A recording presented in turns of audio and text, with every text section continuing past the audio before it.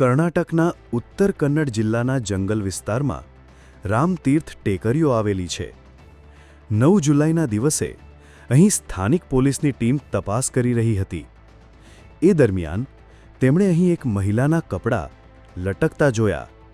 આશ્ચર્ય સાથે પોલીસે વધુ તપાસ કરી તો જાણવા મળ્યું કે અહીં એક ગુફામાં એક વિદેશી મહિલા તેની 2 દીકરી સાથે રહેતી હતી। નીના કુટીના નામની 40 વર્ષીય રશિયન મહિલા પોતાની 4 અને 6 વર્ષની 2 દીકરીઓ સાથે અહીં રહેતી હતી।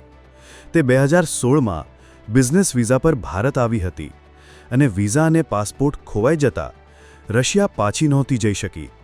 ત્યારબાદ તેણી ગોવાથી કર્ણાટક આવી ગઈ હતી। જો કે નીનાનો આ દાવો ખોટો હતો, કારણ કે પોલીસે તપાસ કરી તો જાણવા મળ્યું કે વિઝા અને પાસપોર્ટ તેની પાસે જ હતા। એટલું જ નહીં, ગુફામાંથી પોલીસને પાંડુરંગ વિઠ્ઠલની મૂર્તિ પણ મળી આવી। નીનાએ પોલીસને કહ્યું કે ભગવાન કૃષ્ણે મને ધ્યાન અને ભક્તિ કરવા માટે અહીં મોકલી છે અને અહીં રહીને હું તેમની તપસ્યા કરી રહ્યો છું। પોલીસે ગુફા છોડીને બહાર રહેવા આવવાનું કહ્યું તો નીનાએ કહ્યું કે સાહેબ, અમને સાપ કે બીજા જાનવરોનો ડર નથી, અમને માણસોનો ડર લાગે છે।